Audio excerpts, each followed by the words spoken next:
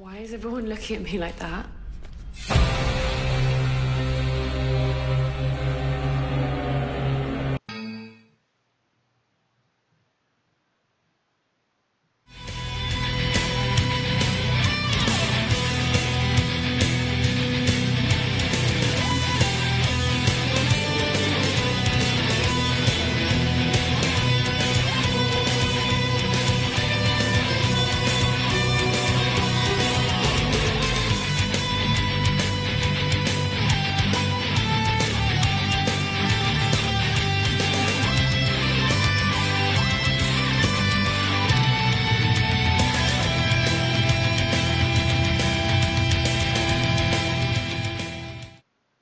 Okay.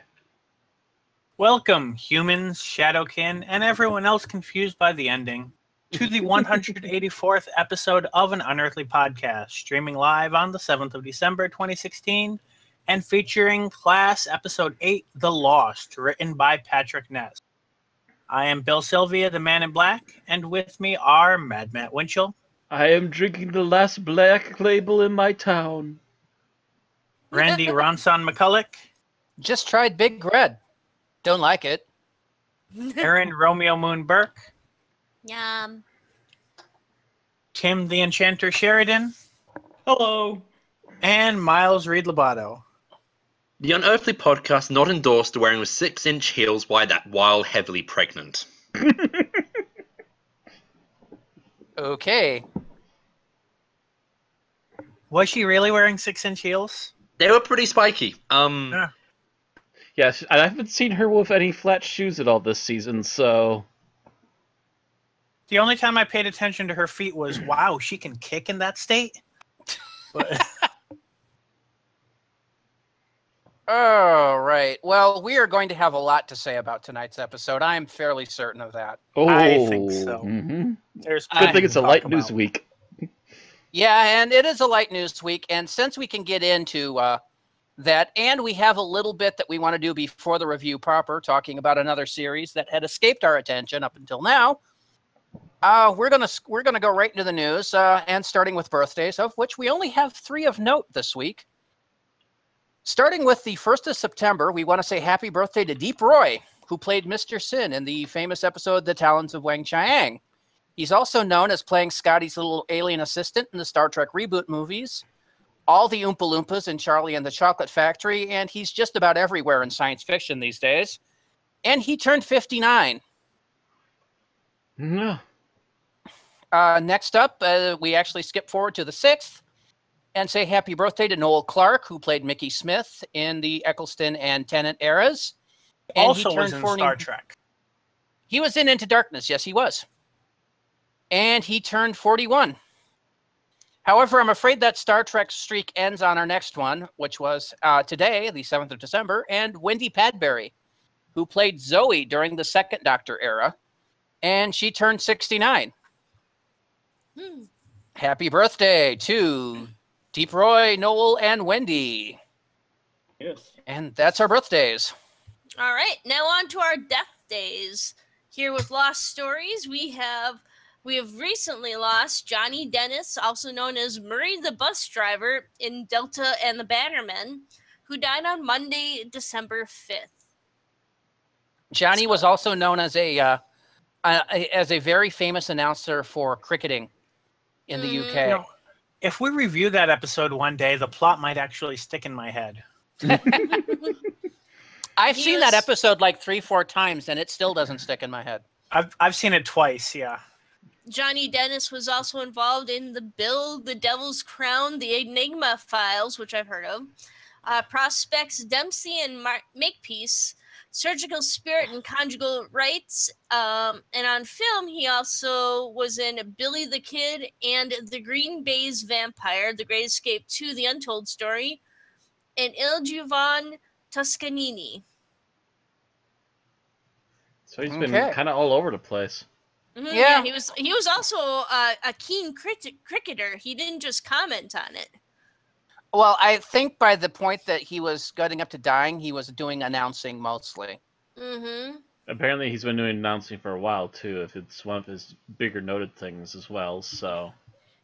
You know, because like most sports, you can really only do cricketing up to a certain age. Mm-hmm. Yeah, he did finally retire from acting in 2014, though. So, So for like the last 2 years, So for is- sure, he's yeah, been so mostly he just might- doing so- cricketing. There might have been an illness or something dying, that something causing him to scale back around that time leading up to now. yep, probably. It happens. Yeah. Did we say how old? Did we actually see his age? I couldn't find it when I saw it.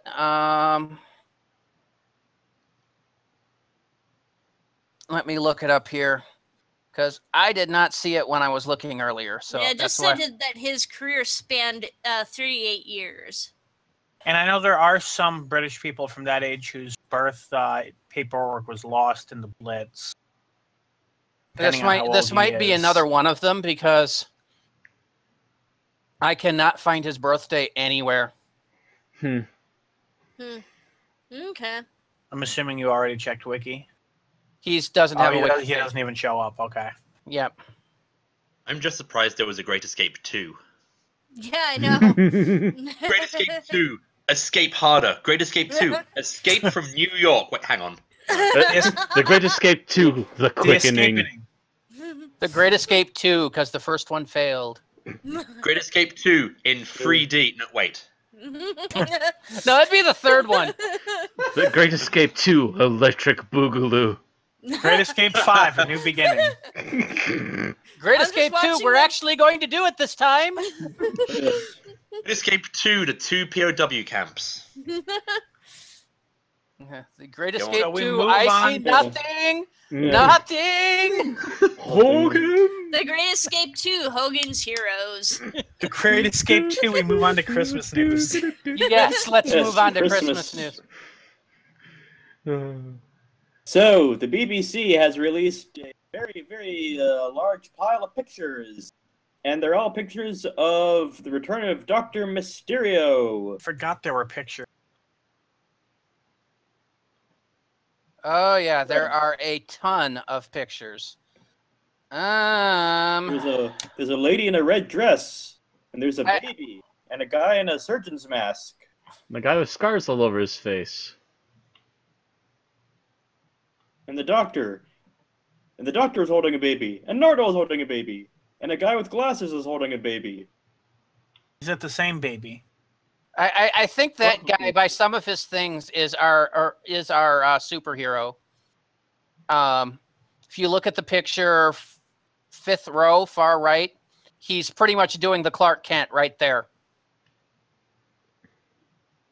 Yep, I see that. I Like think I see 5 one of seconds, them, yeah. 5 seconds from ripping open his shirt. Oh, yeah, yeah. I like their knockoff of Superman already. He's doing everything right so far. But he is too. He's pretty much Superman without being Superman. See, and I was kind of hoping the guy with the scar was the ghost, because it kind of goes with the name, like if he, it was in some sort of accident, but it would be kind of cliche if he turns out to be the villain. I don't know. I mean, basically, it looks like freaking Moffat sat down and watched some Superman. I'm guessing the kid in the blue robe is young Clark Kent. I'm not sure about that, but I can tell that the baby must be possibly his, and the gal in the red dress is possibly his wife? Something like that, maybe. Or something along those lines, What did he do? Watch Superman Returns? Apparently. Hopefully it wasn't Superman versus Batman. Obviously not, because he's not being plagued by a guy in in an old black outfit with a voice changing thing shouting, "Do you bleed? Do you bleed?" Who's really good with faces? Why? What's going on? I'm trying to figure out if the lady in the red dress and the lady in blue with her hair up are the same lady. I don't think so. I'm looking at the one in the blue right now, and I'm going to check the one in the red in just a moment. Yeah, the one in red has kind of a chipmunky face. Nah, they're different. Okay. The lady in red has more blondie hair, while the lady holding the baby has more kind of more brown. I'm not sure about that. And see, the thing is, like, I think they are the if same you notice person. with both of them, it's Yeah, browner they're the closer same- to the head and blonder farther away from the head. And I'm not going Oh, by that. actually, I'm here's a going by clearer facial picture. features. Here's a Yeah. better picture. Let me have a look. I'm looking at her lips. Her lips and her jaw structure look the same. Oh, you know what? And also- It is the same. Yeah, I got a clearer Yeah, it's picture, the and same. that It's it's just her. that- It's her. She looks like Yeah, she's in some kind of maid outfit And I was thinking Or stewardess. or staff. But yeah, like I was staff or looking at her something. nose, and that looked the same. That was, but I'm The not. eyebrows the for best sure person do with it for me. faces. Yeah, I can tell by the eyebrows. Gotcha. They're very Oh similar. yeah, so. and she's definitely she's a cleaning lady because she's got cleaning gloves in her pocket. Yeah, she was masked. Remember, that's the scene where she's investigating the facility, Hmm. as we saw in the thing. So she did that to infiltrate the building. She's the Yeah. reporter chick. Yeah, she's She's No wonder- Lois Lane. She is Lois Lane. And of course, in my mind, I was kind of wondering. I mean, and it might be because I keep getting the wondering if the superhero's on a movie set. I was kind of thinking of her as like, is she an actor? And but I our was bad guy also- seems to be somehow involved in this corporation, I would assume, which means he's technically Lex Luthor with face scars and an extra Yep. pair of glasses. Yep. Well, they've Yeah, already got I a bald believe it. person in the story. You can only have one bald person per episode of Doctor Who. Unless they're unless they're at the planet of the bald people. Also, I was the go- or they're doctor is being talking invaded to by the the planet boy. of the. Oh, yeah, the boy in the blue robe is possibly the same superhero character. You just Yeah, don't he's what know. I talking figured. to the doctor. Because I clicked on him and it said young Grant, and yeah, and then there's regular Grant, who is possibly our Oh, superhero. okay. Yep. So yeah, so it's probably the same person. It's hopefully it's not going full Christmas Carol, because you don't go full Christmas Carol. It looks No. like they're working You- on you- some you- kind of machine. You don't go Christmas Carol ever again. I'm sorry, Moffat. That was bad. Well, Bad what? Moffat. Oh, I'm an Don't do idiot. it I could have again. just clicked and looked at the bottom and seen what the caption said, if it said Lucy or not. Let's see. Yep, it's the same woman. Told you. You can even hover Well, your mouse over it. I think we had all come to that agreement by now, but that's confirmation. And the fact that she's called Lucy. Yeah, true. It is. Moffat is basically. Moffat DC's gonna sue somebody. Moffat is taking his own Doctor Who version of an Origin of Superman and mixing it with Superman Returns. He's basically doing a Superman fan fiction. Mm-hmm. Yep. Is this Here's what I Stephen mean. Moffat's resume to DC? This Does guy this going, mean hello, that- I can do you right. Does this mean that the black guy is Jimmy Olsen? Maybe. Does this mean, is the Doctor just going to be a superfluous character in this story? Oh no, I I'm don't sure he know. helps I doubt it. somehow. Yeah. I think he's going to be helping somehow. We don't know. I'm also assuming, and this is a big assumption because sometimes they do it right and sometimes they don't, but this being Doctor Who, I'd like to think there's some sort of twist away from the Superman model that the Doctor discovers, Mhm. like if Superman was was actually the bad guy the whole time or something. Or if he was affected by like some kind of time technology that was allowing him to do stuff? Or I'm something going to that go back effect. in time and Time I mean, technology? Or maybe he's an What- alien. what- Oh wait. what would our reactions be if he's like, you know what, I'm going to go back in time and save Krypton? You know, I know he technically can't do it, but I would have been exceedingly amused if this was happening in 1930s New York, and one of the guys that involved is, you know, like Joel Schuster, or you know, one of the guys Yeah. that wound up making Superman. Oh yeah, that would and be he's amazing. basically wound up basing the whole idea on a concept of the story that happened. I think they could do that as long as they didn't use like Schuster and Schuster's last name. Or they got permission to. Right. But like if What they you shied see, away Joel? from I'm proper not nouns. Right, I look right. like a flying man. But the fact that they've shown the skyline, I think it's the 80s or it's modern time. I can't tell which. I think the trailer gave me the impression it was, you know, like a 20 minutes in the future type deal, like maybe the 2030s or Mm. maybe a little closer than that. We'll have to see, because it's Oh, hard to I in the seem tell. to recall future. there being something super. I mean, not futuristic. I mean about it, but I don't remember what. Semi-futuristic. Weren't Siegel and Schuster from Cleveland? I do not recall. Yeah, I think that's Of from course. Cleveland. I think it's in the future, and then in the fourth row we see the Doctor jury rigging some monstrosity that is Yeah, some kind of reminiscent technology. of the Peter Cushing Doctor. We're gonna have to see when this takes place. I mean, I got the feeling that it felt 80s, but I could be wrong. It looks like a modern-esque background in the city skylights and all that. Doesn't have to necessarily does be look 80s. like the Maybe it's just the NYC general feel of it. It's not really the 80s, though. By It the looks way, like a 2D version of the NYC skyline. Schuster was from Toronto, by the way. Cool. Oh, and the TARDIS no, that's not the TARDIS. I thought that was he's in some sort of control room filling with smoke, but it's not. Not Actually, every looking room at is that the TARDIS. looking at that control room in the fifth row, that makes me think that Rand might be right about the 80s. There was something about the trailer we saw. The one that we saw from the Children in Need special. Mhm. That made me think, oh, it's going to be in the 80s.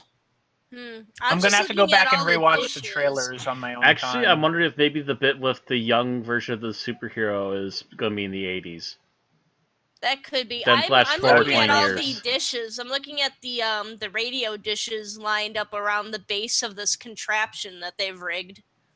I am Maybe they're seeing trying that. to contact someone. Contact seeing that- aliens? I am seeing that Grant has a flat screen TV in his kitchen, unless that's not a TV, but it looks like one.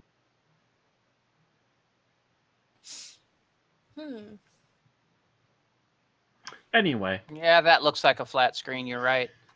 That does seem to indicate a more modern setting.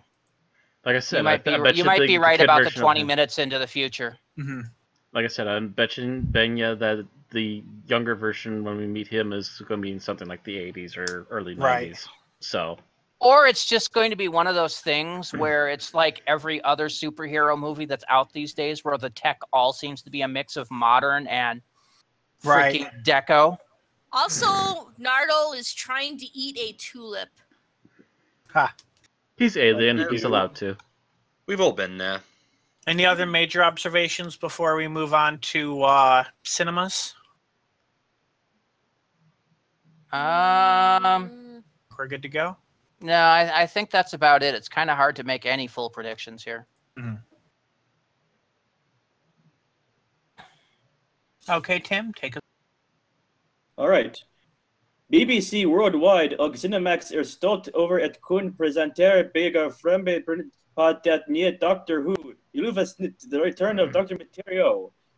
Begge venneden. Inderholder det komplett samling. Who gave him the foreign version? No, I gave him the English version. The problem is that the announcement for it itself is in Danish. Oh. Which he did a remarkable job of reading for, I'm assuming, somebody who doesn't speak. Yes, I do not Language. speak Danish, and if I offended any of our Danish listeners, I am sorry. No, I think he did a great job as for someone who doesn't. I was sitting there, I was like, wait, does Tim, am I listening to Tim through a translating software? That's set to the wrong setting? But I have no doubt your Danish was horribly accented, but Yeah. But if you live in Denmark, you will get to see the return of Dr. Mysterio on the big screen on Boxing Day at 1:30 p.m. in the Odense, Aarhus, and Copenhagen cinemas, courtesy of Cinemax. Cinemax X. I don't know. I mean, how do you say that? Cinemax. Cinemax. Copyright not Cinemax. infringed. Yes, but it has the small X, big X. So it might be Cinemax X. So it's either Cinemax. Cinemax X or Cinemax. You gotta go the hyper stress on the X. Or Cinemax X. While you're looking at Cinemax, I'm trying to figure out which picture had the tulip. It's in there. It So shows it's him. showing... Yes? It's let's see. What? Oh wait, I think I found it. On the left. Like 6-column first one. Yep, Yeah. I found it. First, 6-row first one. Yep, got it. So It's yes. showing on Boxing Date 1:30, and additional showing on December 28th at 6:30 p.m. So for once, something is not rotten in the state of Denmark. Oh, when is this special airing stateside, by the way? Well, I mean, it's airing on television on December 25th. I think seem to recall it ending an At like hour 8. before our normal podcast time. something like that. I'll have to double check with my family schedule then too. Because also, I just happen to remember all of a sudden we're going to be going away for Christmas. I was thinking might be Christmas Day, so I'm like... Well, if you're Go away, haha. if you're doing that, we're gonna have to figure out an alternate way of I'm running definitely the not Eric can podcast. host, but I would have to find a way to send you guys a message Yeah. if I see it. Mm-hmm. I'm gonna be visiting my family for Christmas. Just so Well, you know. we always have to knee jerk this one because otherwise we get beat out by everybody else. Mm-hmm. I mean, we could if too many people are unavailable, we can probably just do it on Wednesday night instead of Sunday. But I really don't want to do that. Because by that point, everybody on the internet's already posted their responses. right, Heck, I feel uncomfortable doing it on Wednesday after waiting from Saturday, but I get that. Mm-hmm. And with class, we're actually ahead of the curve for a lot of the local ones anyway. Yeah. Yep. Also, going from Denmark all the way to New Zealand. If you live in New Zealand, you can see the return of Dr. Mysterio on the big screen in selected cinemas on Boxing Day. Yeah, because Boxing Day is a big thing over there. It's like we don't care here in America, but No, you don't, savages. What's Boxing Day anyways? So you're gonna knock somebody out? No. as far as cinematic. It's basically when the post-Christmas sales start. Oh, I thought it Yeah. had something to do with packaging. Like, yeah, that's probably what it kind of means. Traditionally, yeah, but now it's basically like post-Christmas sales start now. See, I tended to assume it's you get rid of all those leftover boxes for Christmas Day. It's the day all your family leaves to go back home, and you're very relieved because the Box- awkwardness has ended. And you sleep off your Christmas eggnog hangover. No, sleep off your Boxing- Christmas gin hangover. Boxing Day traditionally is when the upper class would give their presents to the servant class Oh, after the holidays. so 'Cause we would get a normally second Christmas. No, well, normally the lower class, you have Christmas off. So you're not going to be there. So, when you would get, how here in America you get like a holiday bonus in your No, I paycheck? don't, Some because of that's you, fast food. at least you've seen it in movies and on TV shows. we get shitty Bluetooth speakers I've that break seen after a it- year. I've seen it on fantasy shows. Yes, and Aaron, traditionally you would receive those shitty Bluetooth speakers on the day after The upper Christmas. classes. Given to you by your upper class bosses. And yes, I am talking about your bosses in particular, since they are under the delusion that it is still the 1950s. But they have like a high class, high tech grocery store. Didn't you know that? Uh-huh. Like the highest class. Aaron, I have They both just seen. got in self-serve checkouts. It's like the newest technology. Didn't you know that? It's a very good thing that this is a light news week because we're spending like 10 minutes per The article right tangents now. are real. We are taking the piss out of this today. I have to pee now, and the cat has to get out. Anywho. Okay, let's move on to the next Yeah. article. We In only got a fact, couple more Aaron articles. needs to Come on, pee. people. There's yeah, a Christmas so- issue. Yeah, Oh, no, it's still Tim.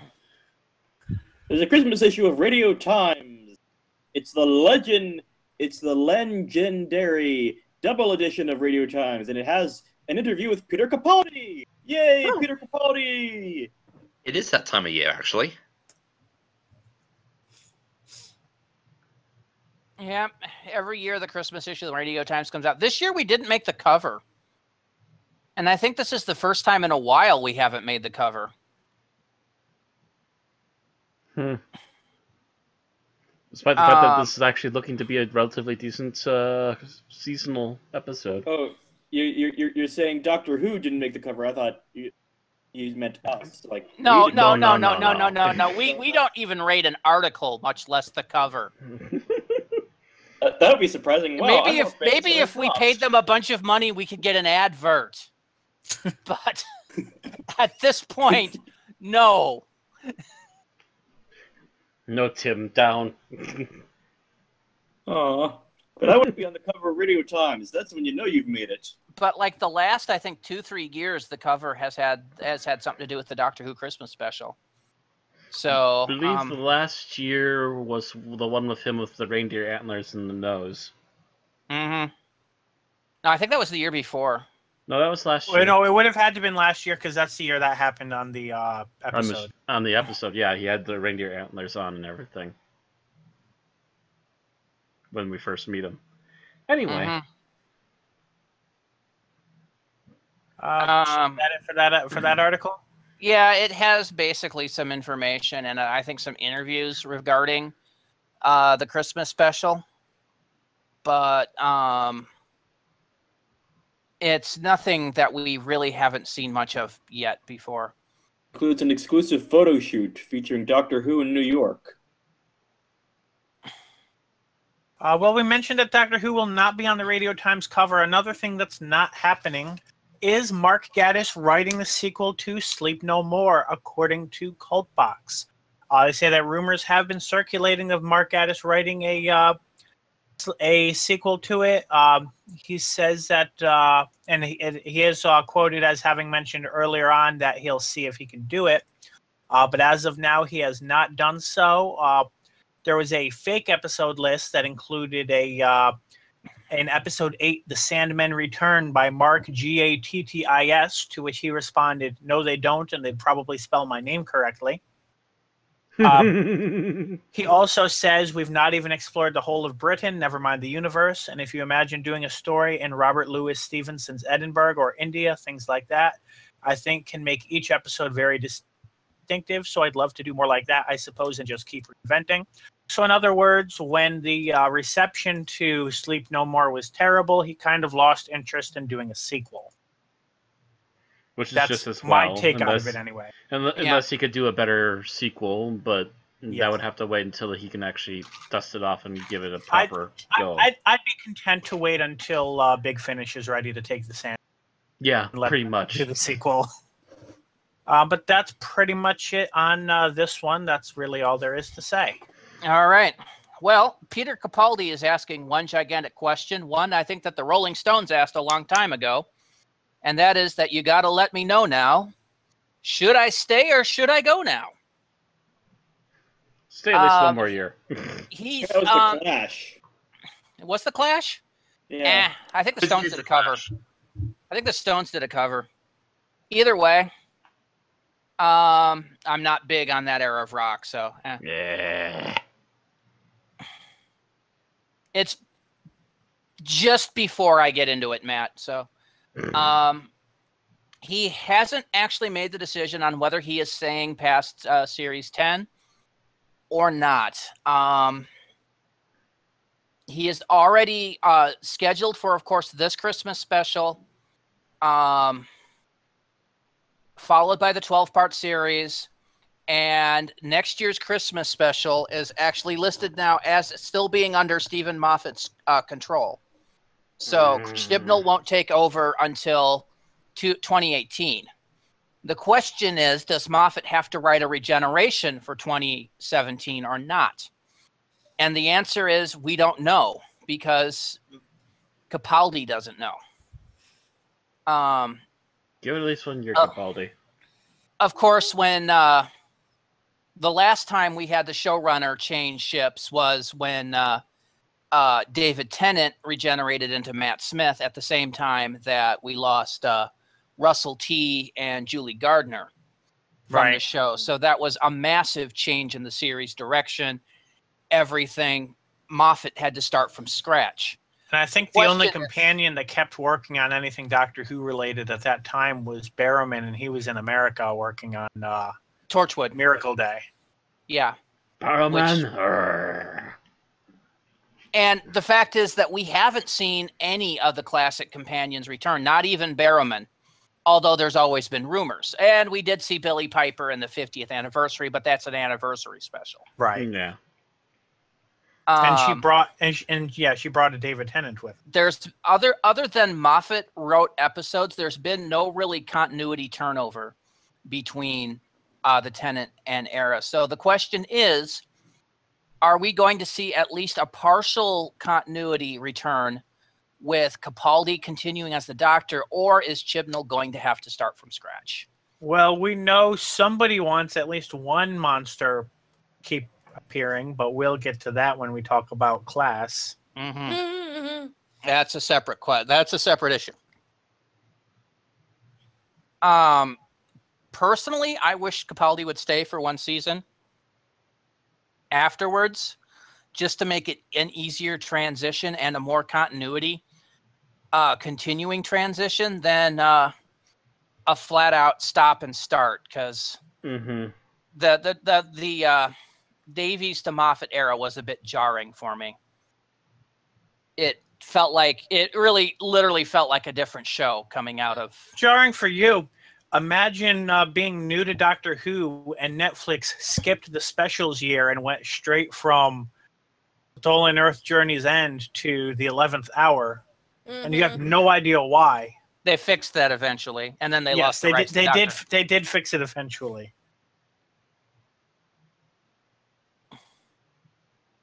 But really, this is just something we're going to have to keep our eyes on as more news develops. At the moment, it's all a big question mark. Pun people. Yeah. Okay, moving on. All right. Candy Jar Books have released the details on the final Lethbridge Stewart novel for 2016. Oh, I was going to say, are they finally done? God, they've been putting out a new novel every week. Novel or short story. All right. So in this one, Lethbridge Stewart has been remanded to Wormwood Scrubs prison, and his team have no idea why. Secrecy surrounds his case, but his team barely have a chance to process anything before they are sent on a mission to Egypt. Why does it seem like Lethbridge Stewart is going out of his way to court trouble from the prison's most notorious inmates? And what does it have to do with well-known gangster Hugh Godfrey? So it sounds like it might be a pretty interesting one. It's written by Ian McLaughlin. He's also who has also worked with Big Finish and is big with the Egyptian pharaoh Aramem, who became a companion to the Fifth Doctor and now the subject of her own series from 2015. So he also co-wrote Big Finish's Unit series in 2004, which featured Nicholas Courtney. So he has had some experience with all of this. Some very good and very long experience with it, apparently. All right, the book is due out mid-December 2016. So a couple weeks. Yep. Oh, look at that. They actually have one of these books that come out and be announced, and they didn't have any special giveaway either. Good grief. Oh. That's new. Oh my god. You know what else is new? Big Finish news. Yay. Oh, yeah. So this brings us on to Big Finish, which starts with a bunch of news on the main range for 2017. It starts with the Starmen, the Contingency Club, and Zoltis, as has been previously discussed. In April is the first of 3 new format box sets. Essentially, instead of doing a single 2-hour story or 4 half-hour stories, it's going to be 2 one-hour stories. The first one will be the Fifth Doctor in Alien Heart and Dalek Soul by Steve Cole and Guy Adams. The next one in May is the Sixth Doctor in Vortex Ice by Jonathan Morris and Cortex Fire by Ian Potter. And then in June, the Seventh Doctor and Ace have Shadow Planet by A.K. Benedict and World Apart by Scott Hancock. The script editor Alan Barnes says the double bills in April to June came about because they really liked the idea of double bills. Each consists of 2 two-part adventures by a different author, one on each side of the 2 discs. Each hopefully has a very different style and tone to its companion piece. There should be a nice contrast between the 2. Later in the year, there'll be a new trilogy for for Seventh Doctor, Mel, and Ace. So I guess that the most recent trilogy ended with them still as a trio. This trilogy will include the long-awaited return of the Silurians into the main range. So I'm guessing they put a break on them probably in 2010 when they showed up on screen.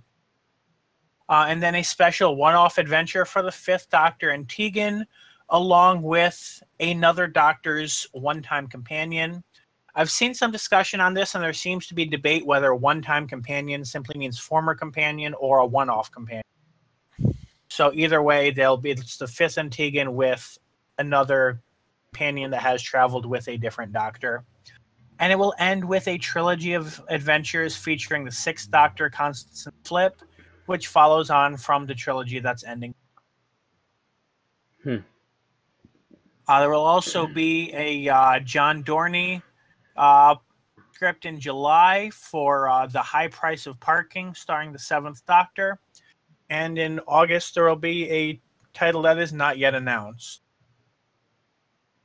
And then there will be, in September, the Silurian candidate for the Seventh Doctor. And then there will be Time in Office featuring the Fifth Doctor. That's everything for the main range. And of course, we'll continue to get more details on those as we get closer to each story, as we normally do. Next is imagery and trailers become available. Yeah. Next is information on Doom Coalition 4. So this is going to be the first time that a single series other than the War Doctor has netted 4 box sets that I can think of, at least, in terms of linear, not like Gallifrey where it's like separate seasons. This is one ongoing story of the Doom Coalition. Does Jago and Lightfoot count?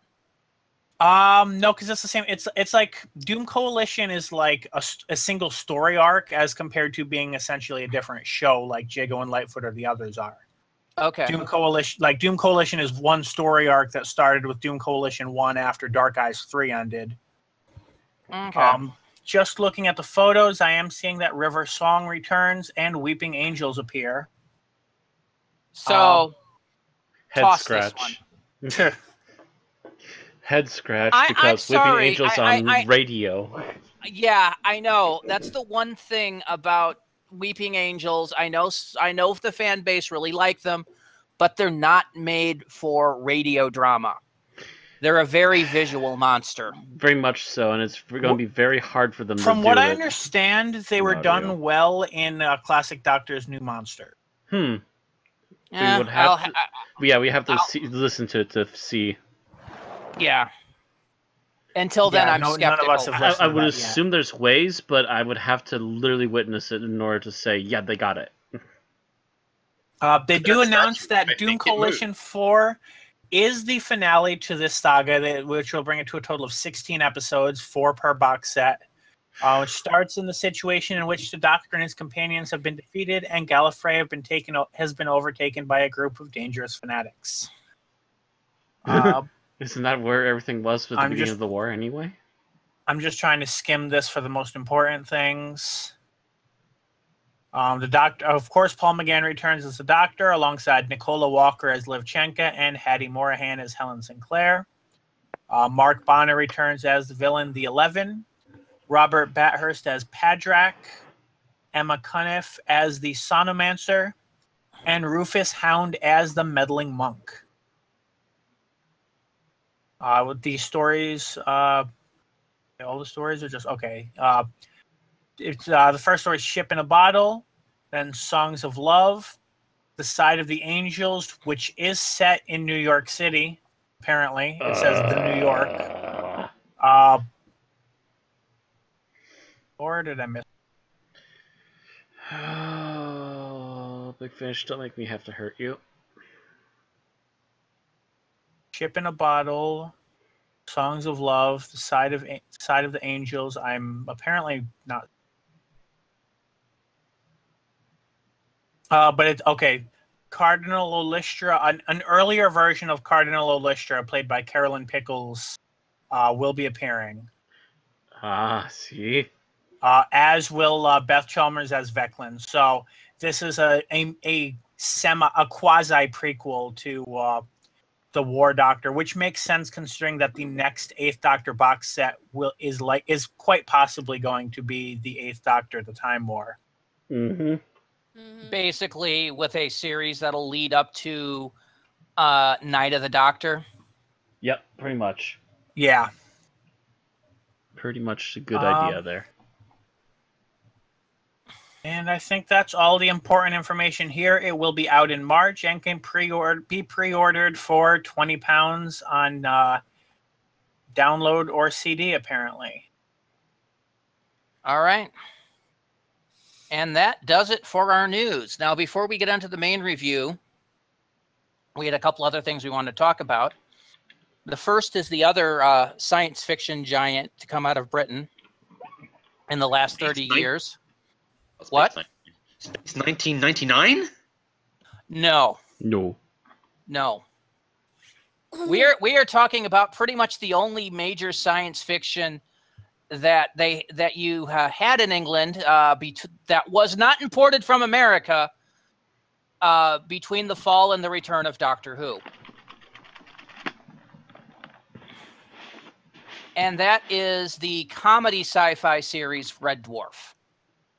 I want to talk. It basically recently had its season 11. I was not even aware that it had come out. I knew it was coming out this year, but every time I looked for a release date, I didn't get one.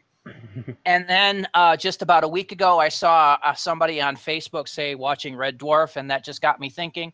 Checked it and discovered that it came out in September. So I had not had a chance to watch Red Dwarf 11 until now. And since then, I've seen it and Aaron's seen it. And I personally think it's probably some of the best Red Dwarf that I've seen in a while. Yeah. For those of you that don't know, between 1988 and now, there have been 11 6 to 8 episode series of Red Dwarf, while 10 and a 3-part miniseries. The original run of Red Dwarf was series 1 through 8, and that was a bunch of 6-parters and a couple of 8-parters. And then there was a long break because the BBC dropped the series.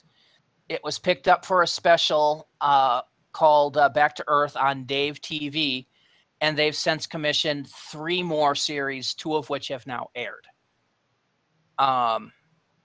And I believe they went right into filming for the next one right away, didn't they? So it's they filmed 11 and 12 back to back, and they're going to show them basically a year apart. Mm-hmm. So the next season's already in editing, and if it keeps up, they can probably film the next 2 back to back again as well. If 12 is as good as 11, then there's no reason they shouldn't make a 13 and a 14.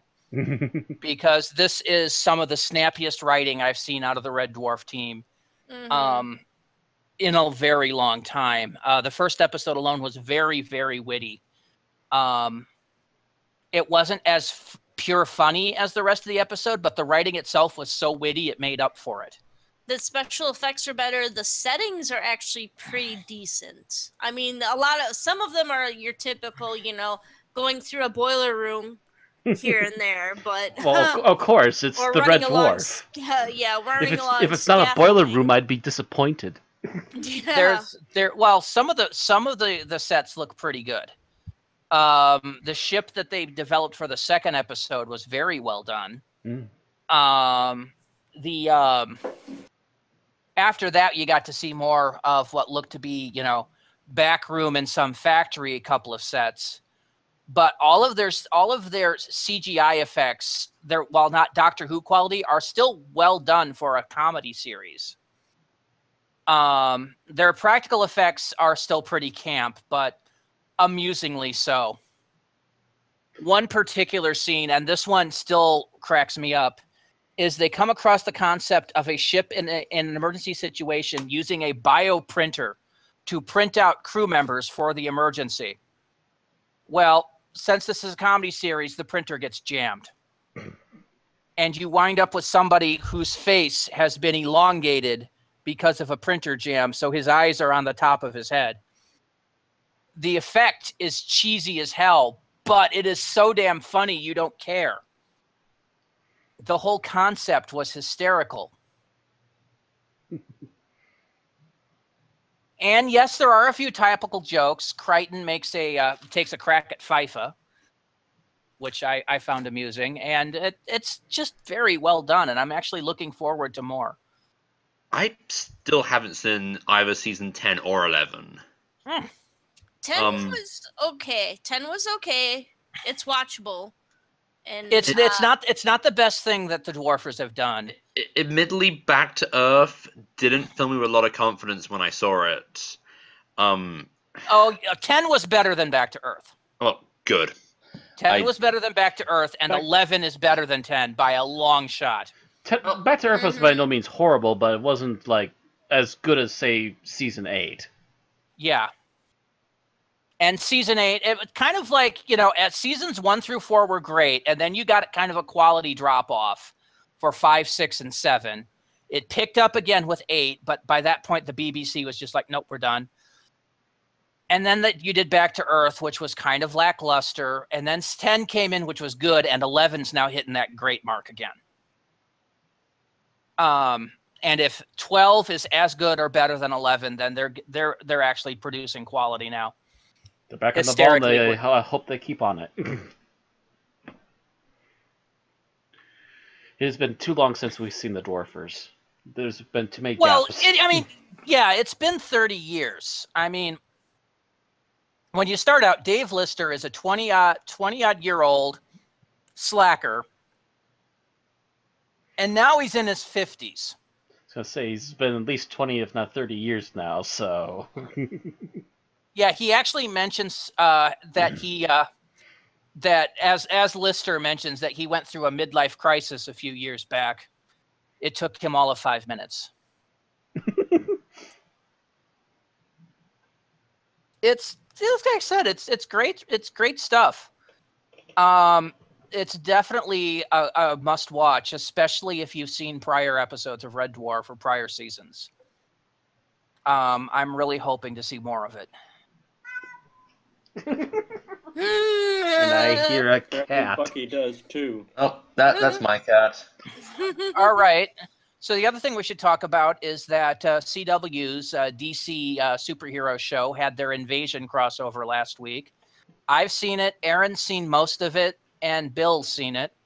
So, Bill, what did you think? I think,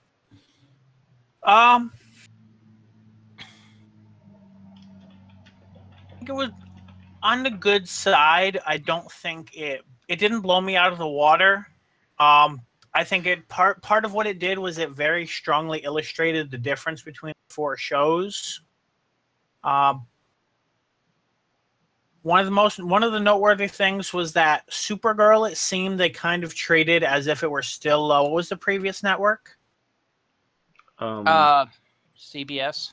Yeah. Yeah, it kind of treated like it was still there in the sense that they didn't want. I guess they kind of assumed that it had this. I don't know if it still has the same large audience or what, but they didn't want to get the crossover plot into the Supergirl episode too much, as it would kind of that was part of it. The part of it that episode also counted as their mid-season finale. So I think they didn't want to get as involved because that was probably part of it as well. Arrow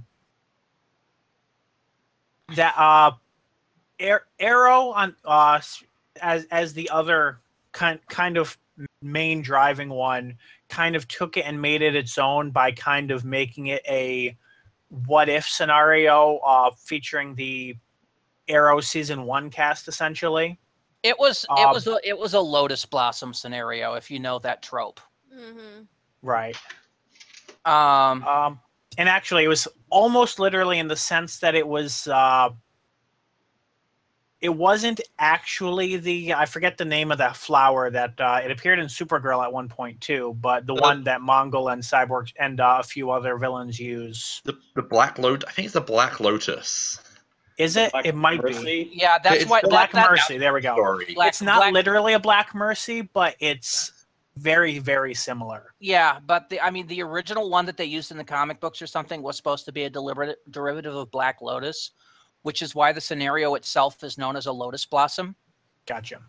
And we have seen it before in many comic books and in many TV shows where you get that. I mean, they've done it in Supernatural before, where a genie does it to Dean, where he gets the dream world that everything came up okay in. But yeah, the Arrow episode is essentially, it's a mix between that plus, oh, by the way, Supergirl is a thing. Flash and Legends of Tomorrow, it kind of highlights the fact that they're both essentially derivatives of Arrow. They do have their own plots going on, but I think the majority of the invasion plot happens in those two shows. I will agree with you. You could probably watch just the two of them, and you would miss a few details, but you would be pretty clear on what's going on. One of the things I did like about this crossover is the fact when a lot of things do crossover shows or crossover issues, that the crossover is self-contained. But they didn't do that here. All the baggage that characters have, any beefs they have with each other in the season carry into this and are sometimes resolved in the course of this crossover. Legends of Tomorrow, it featured major plot points. Flash, it featured major plot points from the show. It was not the Flash mid-season finale. I think that was last night.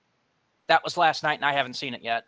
And it's I don't want to spoil things, but there's a lot of things to talk about on that episode, including something we've been talking about since October. So this episode, let me watch it over the next week. No, yeah. We can talk about it next week. Right. I'm just saying it was apparently shot in October, but it'll give us something to talk about next week before we get into our review then.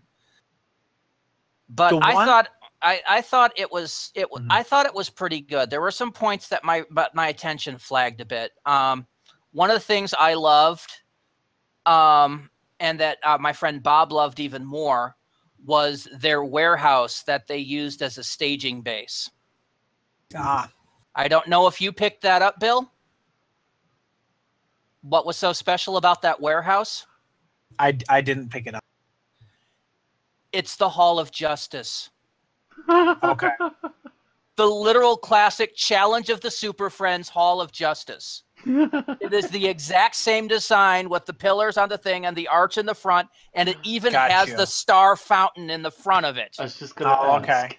I will say the ending in that Legends of Tomorrow episode, in my mind, the president was saying, "I present to you the Justice League," and I'm like, I know they're not going to say it, but in my mind, I was waiting for them to go, and in commemoration, we've done a revamp of the exterior of it, and they had the Hall of Justice. Oh yeah, I would have been like, yes. Although it would have been funny if they were going to be like, "I present to you the Justice," and Mick or Sarah or someone was just like, "Fuck this, we're out of here." It would have been Mick. That didn't quite happen. Yeah, it would have been Mick. That's the thing. It's like, and you truly are heroes. I was thinking Mick would be going, no, we aren't. Speaking of Mick, one thing that slightly annoyed me, but it wasn't a major thing, this is semi-consistent, is that they kind of forgot that he was a time-based bounty hunter for a while, and he's forgetting simple things. Like, I forget what simple phrasing he forgot that he really should have known. Something to do with the time jump. Well, that just might be that conditioning is fading from him. Right. We don't know yet, but all in all, I mean, the character has turned from a psychopath to kind of a teddy bear. So Right. a prickly teddy bear, but a teddy bear. Another comment on the Supergirl aspect. When Mon-El was introduced, a lot of people were speculating that meant that he was going to play a major role in Invasion due to apparently his role in the comic. I did not read the comic of Invasion. Have you? No, I have not. No, I haven't read many comics of late. I don't know how long ago it was, but apparently he played a major role in it. And he was not at all a part of the crossover part. I think he appeared in the Supergirl episode, but he did not cross he over definitely to the appeared in the CW verse. Supergirl episode, but he did not appear in the cross. Invasion was like a mid 80s one of like the post crisis yearly crossovers DC were doing back in the day. I should point out that I watched all of Supergirl season 1 shortly before Medusa aired. So what actually happened in Medusa is kind of a blur because I have that entire season crammed into that part of my memory. Yeah, I know. Most of Supernatural is kind of a blur to me because I watched it all in a massive 11-season info dump. So, and that's why you don't binge. Well, you kind of don't have a choice when you're trying to catch up on 11 seasons of a show. Don't binge and review. That's what I should say. Yeah, binging and reviewing is bad. If you're just watching to try to get it so that when something comes up, you go, oh, yeah, I remember that. That's a difference. Right. And that's all I was doing. Yeah. Okay. Aaron, what did you think? Of the Invasion plot? Yeah, I don't think you've watched all of the Legends one yet, but yeah. I watched some of Legends, or I had it on, but I was also working on a Fun Curve article, so I wasn't able to pay too close of attention to it. But I do agree. I did notice that with the Supergirl episode, that everyone kind of shows up at the end of the Supergirl episode, but the beginning on through for Supergirl was pretty much just another story. It had to do, I think, with the Dominators, but do we know for sure the Dominators are the White Martians, right? No, they're different. Okay. Yeah. They're a different, completely alien race that. The Dominators, I don't think are even in Kara's universe, although they claim to have known she was. They mentioned that she had heard of them, so they existed, but they weren't the same Dominators. Gotcha. Okay. Yeah, she mentioned she heard of them and they were bad juju, I think was pretty much what she said. Yeah. Which is very interesting because in this crossover, they seem to be playing the role of like space police. Like, I don't know, like, you don't go very far into you don't go to their planet or anything, but they act like they're this very benevolent but fearful race that's afraid that the Earth is going to essentially become an empire and wipe out the cosmos or something along those lines. Obviously, you don't see more details. They're the I liked how the series, each team from the series was highlighted. Like the Arrow team or Team Arrow was highlighted in that episode. Team Flash was pretty much had most of the stage in the Flash episode. But there was still subplots going on with the other one, so it wasn't the entire focus. The B teams only appeared in their respective episodes. Wally does not appear in Arrow. Mad Dog does not appear in The Flash, etc. Yeah. All right. Was there anything else anybody wanted to say about that quickly before we move on? I think I'm done. Okay. So then we move on to our 5-minute challenge or 2.5-minute challenge. Who wants to do it this week? And I think it's about my turn. At least that's what I was. All right, Matt. You heard the man. He volunteered. Yep. Stopwatch. Certain death. I don't think I've done it in about a month because I've been too focused on schoolwork. So. He's volunteered. Certain death. Put the watch up. Let Bill do it. Ready, Bill? Give me a countdown. 3, 2, 1. Go. The episode opens with a montage of April singing for a crowd, Miss Quill being in a coma, and Ram's father being murdered by Korakynus. Quill wakes up and reveals that her species go into a hibernation as the fetus moves from the first to the second womb. Essentially, her pregnancy has been expedited due to the Cabinet of Souls, but she doesn't explain how. Korakainis then proceeds to kill Tanya's mother and then threaten April's mother. He trades barbs with the cast, and then he leaves to finish off the rest of his shopping list. He attempts to kill Tanya's siblings, but is chased off by Miss Quill, who then teams up with Tanya. After Quill, Tanya, Charlie, Dorothea, Korakainis, and April all rattle their sabers at one another, April agrees to go with Korakainis to keep him from killing anyone else, until she reads his mind and realizes that he plans to invade Earth no matter what they do. April urges Charlie to kill Korakainis and herself with Quill's gun. Dorothea then runs and escapes to the governor's, at which point she is killed by one of the governor's mysterious benefactors, a weeping angel. Charlie becomes the king of the Shadowkin, but it's only temporary as they know he plans to destroy them all. The others do their best to hold off the Shadowkin while Charlie uses the Cabinet of Souls, which destroys them and their world. Only Korakainis remains, speaking with April's voice and asking why everybody's looking at her like that. I assume stopped there, huh? Yep. Nothing happened Alright. after that, right? Nope. That was pretty much our Okay. ending. And you nailed it in 1 minute, 25 seconds. I cut out a lot of aimless running around that didn't. Aimless running around in panic. Yep. So all of Ram's part of the story. And most of Charlie's. Okay. So, we're going to go over the good first, what we liked about this episode. Tim, you are up first. Yay, me. What I liked about this episode were the faces. People made some really interesting faces in this episode. Ow. Yeah, this is going to be one. This is going sarcastic or genuine compliment. This is going to be one of those episodes, folks. All right, Miles, what did you like about this episode? I liked April's song in the beginning. Oh, it is definitely going to be one of those episodes, folks. Wow. Bill. I kind of liked Quill Unleashed. She actually seemed like a fully fleshed out character for one of the first times. I mean, it's definitely building off the previous episode, but there was more to the character than ever. And you weren't here, you weren't in the conversation when I think I made that comment. You just stole mine. Ah. You were trying to say something? I was going to say I'm kind of worried that Quill's kind of lightning, becoming a more nicer character, that Just they're in going time to die and be eaten by her offspring. I'm kind of worried that they're going to pull that because now she's going to be a mother. She now becomes more maternal, which is, Ah. Yeah. If it's done well, it's done well. She is becoming maternal, but she's also becoming just as violent as ever. Yeah. So you're thinking she's going to be a Vegeta? Kind of. Sorry, I've been kind of binging on DBZ. I've just been introduced to DBZ Abridged. Wow. I thought you'd seen it a while ago.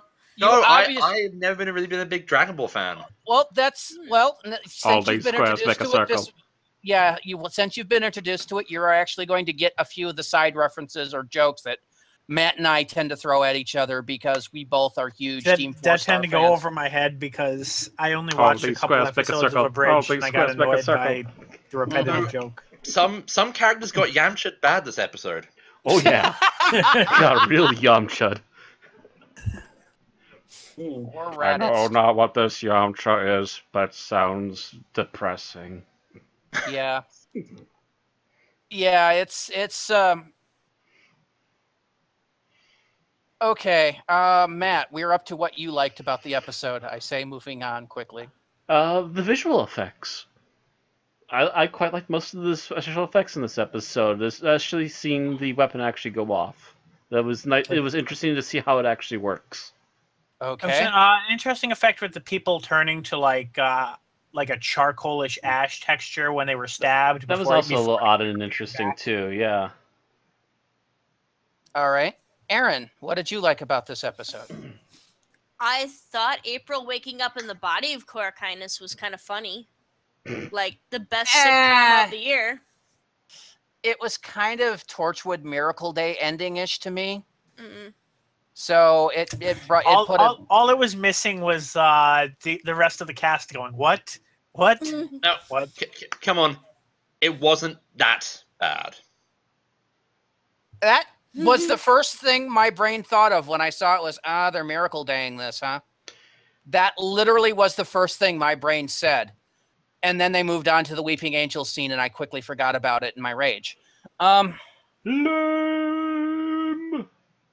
So, what I liked about this episode, since Bill took my serious one, I'm going to say the opening credits, because as I listened to them, I knew I would not have to hear them again. They did do a non-vocal version of the opening credits during the Cabinet of Souls scene. Yes, but it didn't have the song. Right. And that song, I'm not fond of that song as the opening theme, but it gets into your head. Yeah, I've had it randomly stuck in my head while I was working. Aaron's caught me humming it on occasion, or even singing it. My brain cannot be bothered to devote any memory to that song because it's just meh to me. So what you have been waiting for is for the song to end.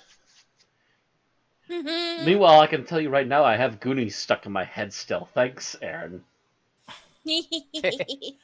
Okay, so let's Goonies move or on goodies? let's move on to the elephant in the room. Apparently, what didn't you like about this episode? I'll remind you, there are 6 of us here, so only pick one thing, please. Tim, you are first. I think this episode was appropriately named because I was completely lost in this episode. It's that I had no sense of what was going on at any given time, what people were trying to do, what the sense of scale, pacing. This episode was a complete mess. You know, even as you say that, I have this creeping fear that you're going to give it a 5 out of being fun or something.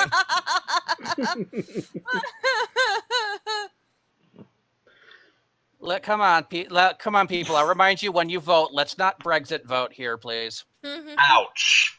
Ooh. Ouch. How many Good people sir. Brexit voted said later that they only voted for it because they thought no one else would? So shouldn't we call this a Trump then? That would also be appropriate, but I was trying to stay away from American politics because some people are still going to scream too soon. It's huge. Especially since the Electoral College haven't voted. Yeah. And he's still making headlines every day. Yes, he is. What made it worse was that no one in this episode seemed to be on the same page as anyone else, like emotionally. Yeah. It's like having a meltdown at inappropriate times, or like anger. It's like. Whereas like April seemed oddly serene this episode after being like flipping out a couple of episodes ago. Ram went back to like episode 1. Ram. Yep. For most of this episode, yes. Yep. Okay, so Miles, what didn't you like about this episode? The fact that the show basically said, "Hey, genocide's okay. Thank as long you! As they're really, really bad." I mean, Thank you, Miles! the big, Mateus's big, "Oh no, don't commit genocide," is because Charlie will die if he pushes the big red threatening button, which should never, ever, ever be pressed. For the rest of the story, everyone's like, fucking wiped them out. Even when Doctor Who has done the whole genocide, it's never taken. Even in Terror of the Vervoids, genocide was still presented as something which was a last-ditch effort with consequences. I don't necessarily disagree, but I do have a devil's advocate argument. If this was given with a Torchwood speech of the sort where, if the Doctor were here, he'd have another solution, but this is the best thing we've got, so we're going at it all the way, and, we're flawed humans, and therefore we have to commit genocide. Would that be any better for you? No. No, because I never agreed it when they tried to do that kind of shit in Torchwood either. You see, maybe, but the trouble is the entire argument in the episode on don't commit genocide is purely not any sort of moral. It is purely because of the risk of Charlie dying. You have Ram going, you have the whole, if we commit genocide, are we any better? And Ram just goes, yes. Which, yeah, basically the show, if they're really bad, it's okay to kill them. Which, not even with the Daleks has Doctor Who done. Yes, it definitely disputes past episodes in that regard. I have to go out of turn here because I have to feed off of Miles's here. I spent the entire episode watching this and going, this is exactly the antithesis of what would happen in a Doctor Who episode. It felt everything that you saw was, if you were watching this in Doctor Who, it would be wrong. It would be absolutely gut-turningly wrong, and therefore it was to me too. When he opened the Cabinet of Souls to commit genocide, he did it out of anger, not out of the fact that there was no other possible choice. And to me, I feel like if this were a Doctor Who episode, the Doctor would have failed to stop him from opening it, but he would have been wrong about how the cabinet works, and the cabinet would have been like the Z-Wave, and it would have turned all the Shadowkin, it would have turned them all into pacifists or something. Or either that, or it would have been that you turn out that Charlie's the hero and it starts resurrecting his people, which is what Yeah, but the other thing that the cabinet was supposed to do. Yeah, but they said the way that was supposed to happen was essentially that his people would take over the Shadowkin's bodies, so that's still genocide, unless again he was wrong about how it worked. Either way, what it felt like here was that what he did out of anger, and it was completely non-Doctor Who. After watching this, I'm sitting here thinking of Patrick Ness going, have you even watched Doctor Who? Do you get the meaning behind it? Because this isn't it. Right. So that was also how I was going on that. So there's a reason this episode makes me angry. This makes me angry like I haven't been since season 6 angry. Okay, Bill, since I interrupted you, unless you had more to say, Miles. Mainly because it made me think of Children of Earth, which in a way is the best deconstruction of Doctor Who in the Doctor Who universe, by having the characters trying to act like the Doctor and failing because they're not the Doctor. But again, this had no sort of drama. It doesn't have the pain of Jack killing his grandson. I think Children of Earth is part of where I was thinking of, of Jack being like, if the Doctor were here, it would be better, but we only have crap solutions without him. I was perfectly expecting April to buy it, but I was thinking it was going to be the heroic moment of self-sacrifice that would have ended the whole thing. I didn't realize it was going to draw Charlie into opening the cabinet and committing genocide. Yeah, I actually thought when he shot April that was going to be it, that it was going to be like when April became the king, and she was like, okay, now everyone go home. Go away and never return. Yeah, but no. Now and never come back. But no, we get the absolute worst possible solution, and them going and everybody going on like it's the best possible solution. Right. And it just absolutely ruined the episode for me. Okay, Bill, go on now. Sorry. Okay, so mine is going to be relatively small after that, but but the one that most stands out to me is just the whole thing with Charlie running around pointing guns at people, and part of it is the fact that there's the whole thing about the cabinet, but it seems, especially like looking at it from the perspective of the plot in general, so much of it makes no sense or was pointless. Like, they brought Dorothea along pretty much for no reason. Everything else, like, it feels like he should have been doing something meaningful in the plot if he was going to be wrapping up the episode. But instead, it's just like he was running around for no reason. All right, Matt. Pretty much the entirety of the last 10 minutes of this episode. Be more specific, please. As soon as we get done with actually killing the leader of the Shadowkin, everything from there on just starts dropping in my eagerness to even keep watching. It just keeps getting worse and worse. The whole genocide thing is bad enough as it is, but I will argue that also there's not what other better options you have other than letting Earth die. They wrote themselves into a corner on that one, and it was a pretty stupid corner. But then we get the Weeping Angels are in control of the school, the people controlling the school apparently, and then we get April coming back as the Shadowkin, and then it's just like Strike that, reverse it. Oh well, April came back as the Shadowkin first. Then we got to the Weeping Angels as the after. I thought she was killed by a Weeping Angel. No, because yeah, April coming back as the Shadowkin was the very last scene. Yeah, that was the very last scene. Randy. You're wrong, Randy. And then it cut to the credits afterward. Mm-hmm. I was gonna say something because I thought, maybe I was wrong. Nope. April coming back is the very last thing before credits. Okay, yeah, I thought I remembered it that way. I don't know. Maybe my mind was still obsessing on the stupid angel plot. It's pretty damn stupid. Stupid angels. I dare you to write dumber, Moffat. I dare you. Moffat. He'll take you up on that offer. I'm pretty sure. Yeah, I was going to address that in worse scenes, so. Because that pretty much is a individual scene that fills me with the last rage. 10 minutes of this episode, it took any kind of good measure I was allowing it and then just sucked it down. Okay, Aaron, how about you? Bad thing you like about the episode overall? Overall, I did not like how yet again our characters are backsliding.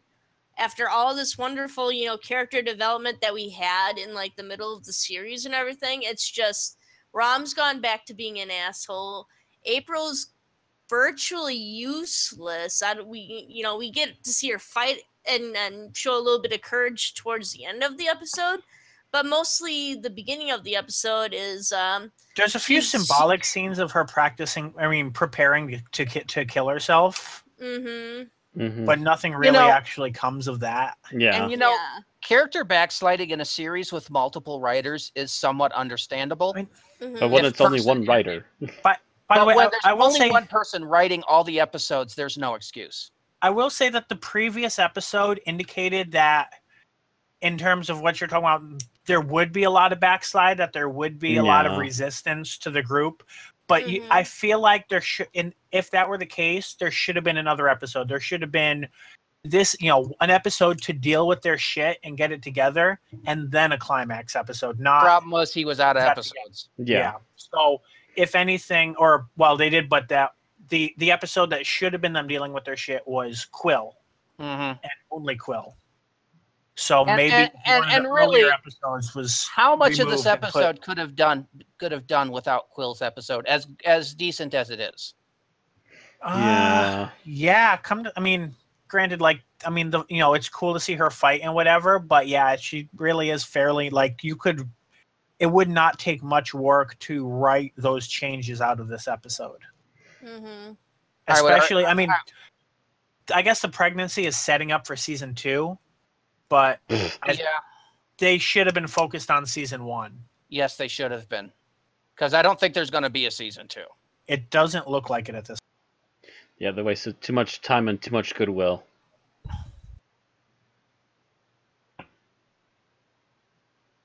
All right. That's everything about that. Best scenes. And I know this is going to be a brain picker. Tim, you got first pick on the wishbone here. Your favorite scene of the episode. My favorite scene. Pass if you have to. Well, your picks behind. Hold on, let him talk. I did Go on, Tim. find slightly amusing the scene where Quill teaches Tanya how to fight, just because it was so surreal. Mm-hmm. I kept imagining Mr. Miyagi saying to Danielson, do this, do this, do this, do this. Wax Wax on, on, wax wax off. It's like, You'll miss spot. especially in the context of the whole story, that this seemed very out of place. So I had to separate it.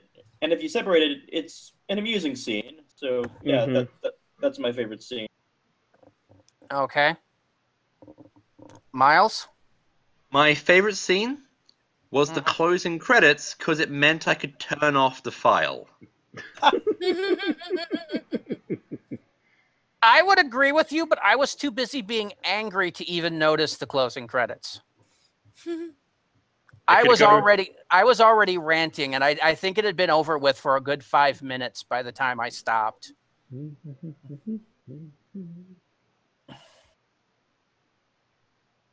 All right. My turn? Bill. Yes, your turn. I actually do have a scene that I liked, and I'm going to say that it was the scene of April convincing Charlie to shoot her up until the music starts, because after that it gets to be a bit too much. But that scene right up to that point, I liked. All right. Matt? Miss Quill beating the shit out of a Shadowkin. That was mine. Nose needles. That was therapeutic. I While enjoyed that looking like scene 6 thoroughly. months pregnant and doing like waist high kicks. Waist high kicks and punching the hell out of this big muscular dude in a black outfit. Just smashing this alien guy through a whole bunch of book stands. And watching everything fly.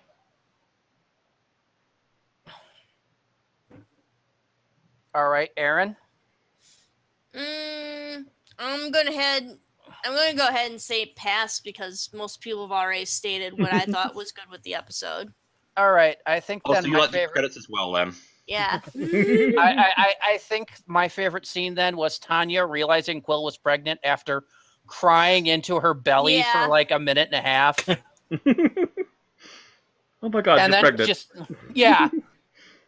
It's like, wow, only figuring that out now, Tanya? Well, she had other things on her mind. Very much so. Okay, well, now we get to the worst scene. And we'll start with Tim.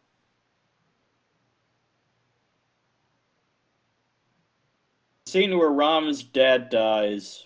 Oh, you just took mine. That made me Number so 2 on sad. the list and already stolen, huh, Miles? Rom's dad was the wash of class. I know, you're just watching this and you just see this and you're just like, why? It's like he's the one character who doesn't deserve to die in any way, who you have no reason to wish ill toward. He's never said a nasty thing about anybody. One and of the then few. boom. I'm a leaf Yeah. on the wind. Watch me. Yeah, I'm just like, no. And to be honest, Tanya's mother didn't deserve that either. She was a bit of a bitch sometimes, but yeah, she didn't. Yeah, I mean, she was she wasn't stereotypical, as but- nice as Rom's dad, but no, she didn't do that. She was a little most people stereotypical, but she was by cared. no means a bad character. Right. All right, well, yours was taken, Miles. Do you have another? I'm going to say Tanya's mother dying because it covers my same... Yeah, And, it's like, these are supporting characters. They didn't need to be involved in this. Mm-hmm. Where's your hate coming from, Patrick? It's the equivalent of the Cybermen showing up and blasting a hole through Jackie Tyler's head. It is... Oh, we would have loved that. I mean, granted, they did turn fake her into a Cyberman, but it was only fake her. Mm-hmm. Oh, alternate universe her. Let's It wa- face it it, was- Jackie, first season, Jackie Tyler, if a Cyberman had shown up in like the second to last episode of the first season and blown a hole through Jackie Tyler's head, you would have cheered. I suppose I wouldn't have cared then, yeah. Just the fridging of the two parents was just... It was... I don't know if it was. It was not Gwen Stacying, but I'm trying to think of another example. And because for all intents and purposes, Charlie doesn't give a crap, and it's Charlie who has to push the magic genocide button.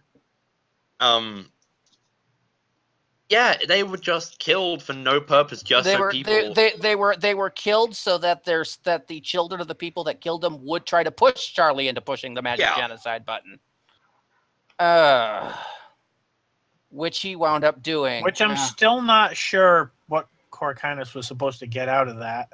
I get the feeling that Corkinus just wanted to indulge in. This was just an extensive suicide by genocide. If I can't be king, sod it. No one gets to be king of the Shadowkin. Yeah, it did seem to be stupidly suicidal dick move.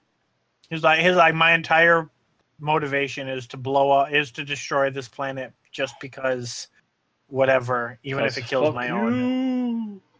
You don't have the balls. Yeah. Of course, you notice he was lying about the fact that it would destroy Earth, so. No, he wasn't lying about the fact that it would destroy Earth. It's they managed to kill him first and unhitch everybody. Ah. And then Charlie went through and did it anyway. Okay, Bill, your least favorite scene. I'm going to go with the opening because I was so very frustrated trying to figure out how much time passed since the last episode. How much time is passing during the opening? Is this even remotely linear? And I was just so frustrated until time went back to normal and Ram's dad died. But until then, I was so angry and confused. Okay, I maintained that through most of the episode, but you go. Matt, your least favorite scene. Gotta cherry pick them. Gotta pick that little cherry, and I'm gonna pick the cherry that comes in the form of a freaking stupid weeping angel. And you pick mine. Which Weeping Angel scene? The weeping angel. It's there. Oh my god, this is stupid. The first Weeping Angel or the group of Weeping Angels? Group. Oh, you missed the part. You missed the part afterward where there's the whole bunch of them. I only noticed the one unless there was two hiding off to the side of it, which I might have not noticed. There's originally the one that kills her, and then you see the leader of the governors talking to a group of them. Okay, that must have been a group, but I didn't notice the others. I thought it was talking to the one, and there was the mosaic of the Weeping Angel. Yeah, but I didn't see a group. At least not a big group. I thought there were more at that point. Unless I didn't see more than one. I didn't see more than one.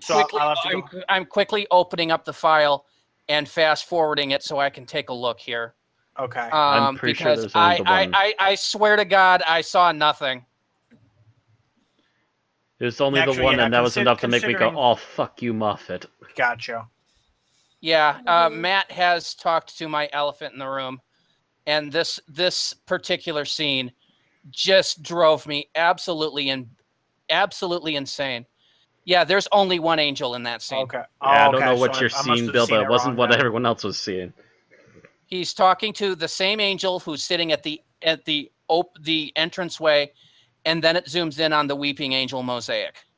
Maybe it was just because he said benefactors with an S, so I kind of was thinking it was that referring to the Weeping Angels plural. Right. But yeah, this was the most asinine addition to throw in the last episode.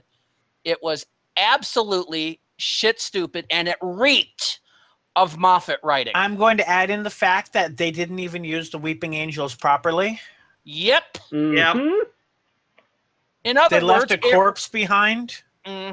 Which, by the way, how awesome would it have been for season 2 if this character, who we've proven is at the very least cunning, if nothing else, was sent back in time with a grudge against the Weeping Angel. And shows up only 60 years or older or something. Right. Or she manages to find a time machine or something. That would have been a little more awesome. Yeah. To have the team of her and Ian or something. Yeah, have her suddenly go up to have her sent back to 66. Right. Ooh, yeah, and then she bumps into Ian, and then her and Ian find a way to send her back into the future. Oh, that would be she shows up in the season 2 finale. We've set a trap for you these past 50 years, and you've just fallen into she it. shows up normal after having taken Ian's time machine. Oh yeah, he did have a time machine. Yeah, that's true. But the thing is, in the meantime, Ian had 50 years to basically make plans. Wait, right. Ian has When did Ian have a time machine? The last time we see Ian and Barbara, they're in a Dalek TARDIS. Yeah, Didn't they blow it up? That blew up, yeah. Well, they still would they could have harvested the technology. Either way, They still could have harvested the technology, yes, but I don't know where you guys are coming up with they had a time machine. No, that blew up as soon as they landed. Well, maybe it had TARDIS coral that they planted and either cultivated. way, or it shows up either way. They'd have 50 years to plan up a retaliation. But either way, what happened here was out of character for the Angels and a pointless add-on that smelled of Moffating. It was absolutely something we would expect Stephen Moffat to do. It reminded me of when the whole Doctor Who shtick at the end of Series 6, which also pissed me off, as people here know. Right. Because I've ranted about it on more than one occasion. I also hate whenever the Weeping Angels show up because they never follow continuity. And I would have thought that their death knell was the fucking goddamn Statue of Liberty Weeping Angel. No, because they have a mural of that on the wall. Well, even in the main series, there was then that Weeping Angels in the snow with all the nude hologram scene. Oh yeah, the part of Time of the Doctor that squicked you out. Yes.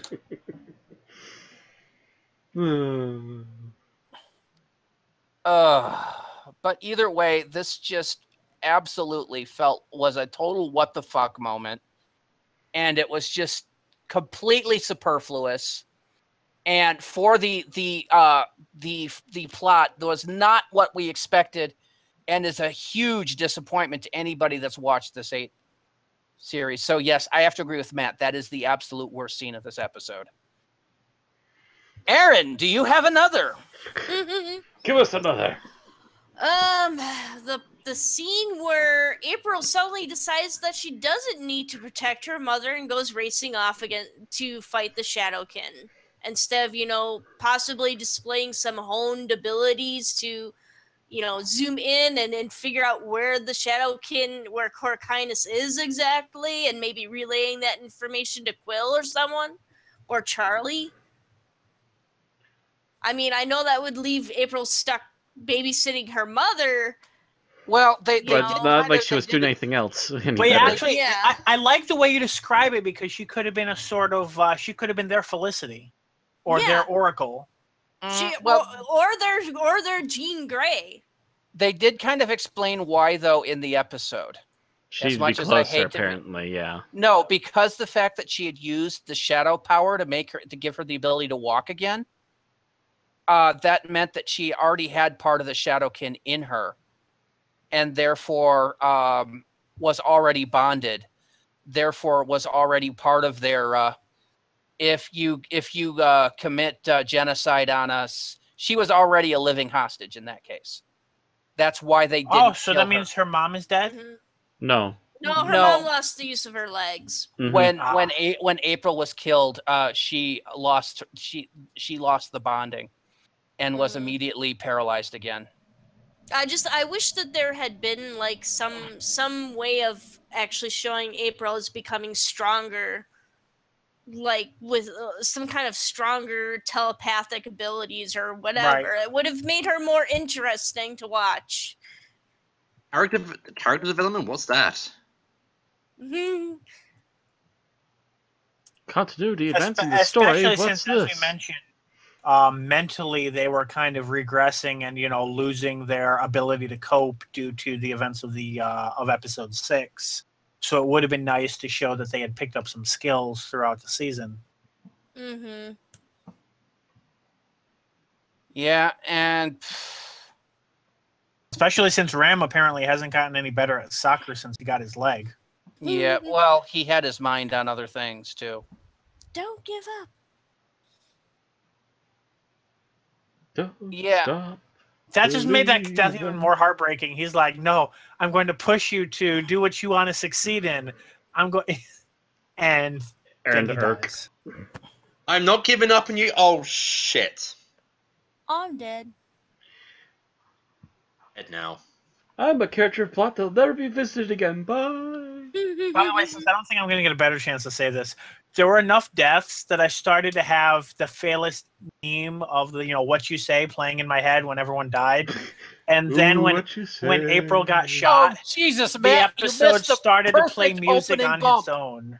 God damn it, Bill. that- Why didn't you relay this? Oh, wait, because you Well, only watched it I didn't today. watch the episode until like an hour before the podcast. No, God damn it. That would have been fucking perfect. But When but April- that's the thing. The episode did it itself. She died, and it started to play a sappy song. two things about this episode. One, it is perfect material for a Linkin Park AMV. Yes. Two, the music choice when April died should have been, "Why does this happen to me?" I made my mistakes. Yeah, the problem with doing that is that means I'd have to sit and go through this episode repeatedly. And there's not enough soap in this entire household to deal with that. Also, due to YouTube rules, we'd probably have to keep it down to 6 seconds of the song, which would 6 to probably 8. that probably wouldn't be too. 8 Ah, seconds, unless we what also you- highly alter the running time of the song or something. Or do Yes. a cover of the song. Eh, You gonna not as sing? fun. What was that, Bill? I said you gonna sing? No, like isn't You I said do can a cover? I could do an 8-bit version. Ah, All right. So we're going to move on to our final thoughts. And I want you to do final thoughts first for the episode, and then your final thoughts of the series in general. So Oh. something a little different tonight, since we have a little extra time. Just a little though, not a whole lot. So Yeah, I know. So please, So what was the rules for Tim. this? you first give your final thought for the episode, and then your thought for class as a whole. Okay. And Tim, you are first. This episode was a silence. hodgepodge of disjointed scenes, unclear motivations. It's like the rules that they'd established in the previous episodes were thrown out the window, and they were just making stuff up. So I was confused. Though, I was- almost sent the chat that clip that Easy Rider likes to use of you're just making all this shit up. What, you're the only one who gets to make shit up? Because I definitely had that reaction a few times while Bill, Watching let him this. speak. Yeah. Yeah. I was confused, amused a little bit at some places, but mostly confused. And I was very disappointed that this ended on a cliffhanger, because I do not think that we'll get to find out what happens. And that always bugs me. So that's what I have to say. Okay, so apparently we've just apparently lost. Miles, are you back? I'm back. okay, just in All time. right, just in time for you to give your episode thoughts and your final thoughts. This episode was just kind of a mess, and the ultimate truth is, stuff was happening, but with the exception of the horrendous genocide button, I never really felt any reason to care, and that's kind of terrible, which is a shame because it kind of ruined my thoughts on the season as a whole. And those are?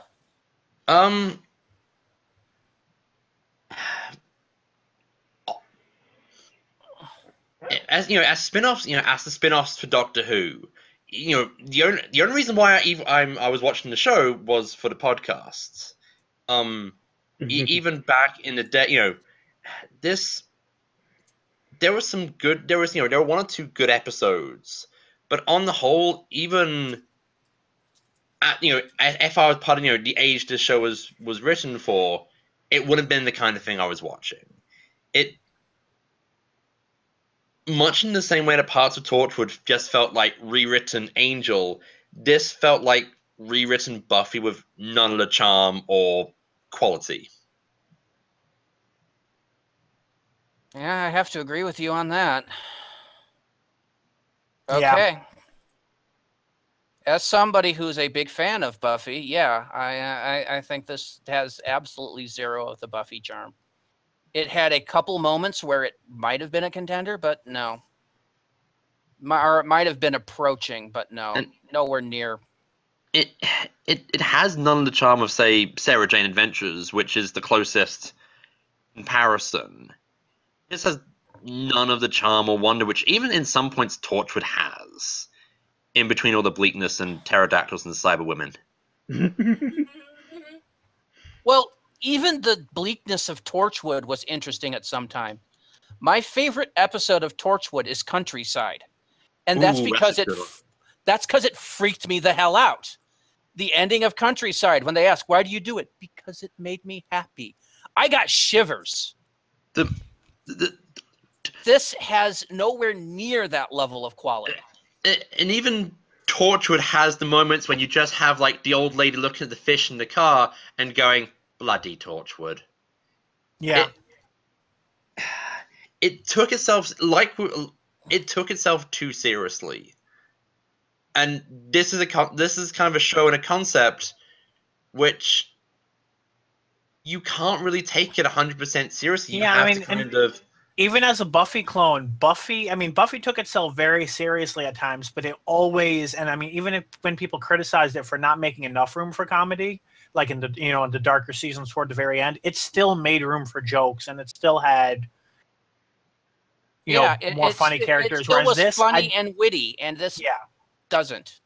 And there are times where they make jokes, but they're not very funny ones, like Tanya it's not my thoughts, but even still, yeah. But my point is, I agree with you. Yeah. Okay. So, and by the way, Bill, it's your turn. What do you think of this episode and the series in general? And you keep interrupting everyone else, so make it brief. I don't know if it's interrupting, but anyway. Yes, it is. You keep adding more. I'm replying to people. You're not supposed to do that during final thoughts. But yeah, segueing between people. Don't like it when you get interrupted, do you? when I'm trying to start a paragraph and I put together a word to start a sentence. I haven't been able to get to start a train of thought. It's hard to complete something you haven't started. Bill, stop yammering and focus. Bill composes. The episode was fairly a mess, and it was just in so many directions that it was very hard to latch on to a storyline to follow with. The decisions they were making didn't really make sense with the motives and other things that we've seen, maybe in the episode, but definitely not as a whole, which generally just made the episode very, a little surreal and just it felt wrong in many ways. The series as a whole, it feels like a concept going through pitching that still, hasn't been looked over by the producers yet. And I don't know if it's because it was written by the same person who's show running it and because Moffat was leaving and they just never really, did anything to kind of polish it. But it was pretty much just taken from a rough draft and shot, or it feels like it was taken from a rough draft and shot. And there were a lot of really good ideas, but none of it was finalized to Doctor Who level quality. All right, Matt, before you go on, I believe you had something to say about the previous episode. Oh, yes. I did see the previous episode, what Miss Quill did. and I am buffing up my review of that from a 4.0 to a 4.5. Okay. Visually masterful, fantastic. A few ideas here were hit or miss, but the rest of it was great. Okay. I've made that change. I am making sure that I'm noting that it is a retroactive change. Mm-hmm. And I will see where that does, what that does to the episode later. Did Yep. anybody did not get any chance to rate any episodes, or everyone who missed something got to rate it? Everybody who's missed something has gotten to rate it thus far, Okay. because the ones Miles had missed, he sent his review in remotely Mm-hmm. Okay. and the ratings. So that was the only one that Matt had not fully watched the episode. Now, your thoughts on this episode, no ratings, thoughts on the series as a whole. Thoughts on this one. There were some really good moments, intersliced sadly with some needless angst and bullshit killing of characters that didn't need to be killed. But then it seemed like we were coming to a fulfilling end, and then the bullshit meter just went through the roof. The ending of this particular episode ruined not only the episode itself, but also ruined the franchise. So going from there to the franchise was a slow build, but was looking like it was finally going to get somewhere and finally reach something, and was going to actually make a decent, at least young adult show that could have gone on. However, at the very end, they just completely sweep the leg and just knocked everything over like a house of cards and just shat on it. It's done. It's over, and it's probably not going to come back unless someone really tries to ham-fist another season for some reason. And that's your thought on the series as And a that's whole? my thought on the series as a whole. Okay. Aaron, you're up next. Well, I think that this episode was definitely one of missed opportunities. It definitely has the same problems like what Miles and the others have been pointing out, that it felt kind of fractured, like it was going in all different directions. There was a lot of dialogue that didn't seem to match, a lot of emotional direction that really kind of was out of place. And like I said, there was a lot of missed opportunities for character growth. We could have seen April really become like what I think the Jean Grey of the series. You know, as you know, as stereotypical or whatever cliched as that might be. And we really kind of missed that. And of course, Rom sliding backwards, Charlie going back on all of his ideals and everything, and Matthias just kind of being there. I didn't really feel like Matthias's character was expanded upon at all. Really, he's just basically Charlie's boyfriend. He's the eye candy. Yeah, he's the eye candy. He doesn't have a personality. We know his dad is homophobic or something and kicked him out of the house. Yeah. Maybe I think that's what I think his that's family what it at was. large It would have is, been nice. It would have been nice to have actually seen that happen in a flashback, so we could make it an emotional connection to that character. Instead, we only get to hear about it happening. So that's my thoughts on the episode. For the series overall, again, a lot of missed opportunities, a lot of kind of half-assed, partially cooked ideas. I really, personally, I feel like Tanya should have been the main character in this series. She's the one with the most interesting background. She's the one with the most potential for character development. The best able to reach out to the audience. The audience is probably going to be preteens, people who feel like they're outsiders or that they don't belong. So, and I think Tanya, coming from an immigrant Nigerian background, who is also incredibly smart, who's being pushed by her one remaining parent to do better. She's got the most extensive background that we could have really dug into and had some really interesting family type discussions with her and her brothers, her and her mother. You know, I thought the scene in this episode between her and her mother was actually pretty good. It was pretty interesting. She's like, her mother is just like, I just want to see you do good and everything. I would have loved to see more scenes of that between the monster fights, her connecting with her parents and her family. And I really think that she and Miss Quill should have kind of been the the two characters that this series focused on, rather than April and Rom and Charlie and Matthias.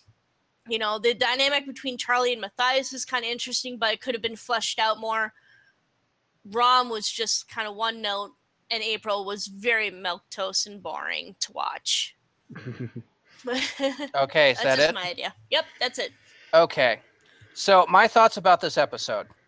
To quote the great critic Jay Sherman, it stinks. The special effects aren't bad. The acting is decent for what's there, but none of it can survive the amount of the sheer turd that is the plot, which is broken, detrimental to the characters, the antithesis of what it should have been, and with plot twists that would have made M. Night Shyamalan roll his eyes. It was absolutely terrible and something I would never, ever want to watch again. And it's all the Doctor's fault. Pretty much. Which puts my thoughts for the series as a whole to mediocre at best. Mediocre. It started out fairly bad. It then proceeded to get better over the course of a few episodes, and then proceeded to go right back into the toilet. So this is not one that I would care to rewatch.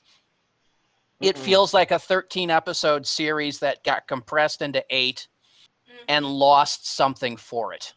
Pretty much. Pretty much, yeah. So now we're going to go to score. Now, again, you score this episode, and we'll see what your averages rate up to. All right? Mm-hmm. So, Tim, you are first. What is your rating for this episode? I'm going to give this a 1.5. 1.5. Miles. I'm going to give it 2 unfairly slaughtered parents out of 5. Okay. I believe, Bill, you were up next. I'm going to say a 1.5. 1.5. Matt. I'm at a 2. Sweep the leg. 2. Aaron. I was going to give this a 2, but I'm going to slide back and give it a 1.5. It's not even enjoyably bad. And I am going to go even further than that, being the lowest score of here, and I'm going to give it a 1.0. And the only reason it scores that 1 is I liked Miss Quill. That is the only reason it scores that high. Without that, it would be total garbage, basement dweller, journey to the center of the TARDIS level of stink. I very narrowly avoided that. All right, so... You know, I'm getting the feeling that not a lot of us like this episode. I would say no. Really? Okay, so...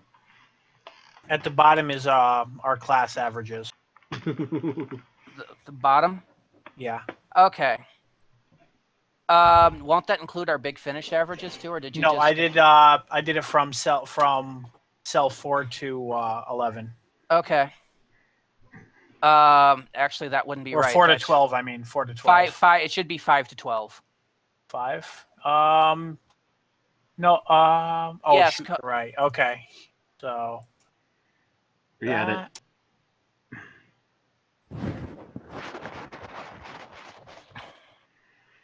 Yeah, because that dropped a little bit. Because yeah, you're right. Because 4 included the Heart of Battle. Yeah, because cell 1's the date. Yeah, the descriptor. So yeah, 1 through 3 is 2 through 4. So okay, so yeah, it's 5 through 12. Yep. You change that to all of it? Yeah. All right. So looking at the revised scores, Tim, average for this is a 3.6. Miles's average is a 3.8. Bill's average is a 3.1.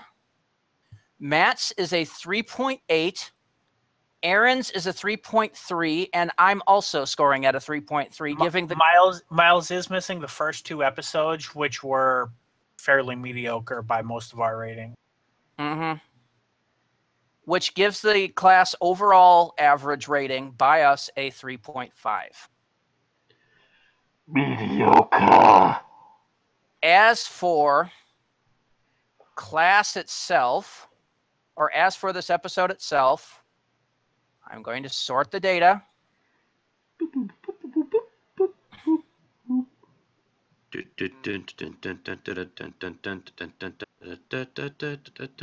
Class becomes our third from the bottom episode, rated only higher than Journey to the Center of the TARDIS, our Eternal Basement Dweller at 0.8. Torchwood Cyberwoman at 1.5. Class gets a 1.6. It is only slightly lower than Name of the Doctor. Yeah, The Lost gets. It's only slightly lower than Name of the Doctor, The Snowmen, and Kill the Moon. So it is down in the turd category. Hey, Bill, you were saying we didn't have enough basement dwellers? Sure. Pecking order. It is going to be down there. Class as a whole rates at, what did I say, 3.5? Yeah. Putting it on average around City of Death, which I think is actually being kind of generous for it. Yeah. The Christmas Invasion, Mark of the Rani. And that's only because I think the last 2 episodes were decent enough to rate high. Before this one. Yeah, the rest of this is pretty much a bit. This one in particular is a big stinky turd at a 1.5, at a 1.6. It's a real shame that they couldn't have carried over that success. I really wonder what was going on with the previous 2 episodes now. Was there another writer involved? Nope, it was it's all the same writer. Yeah, and that makes him doubly to blame because he couldn't keep things like character development continuity. Constant. Yeah.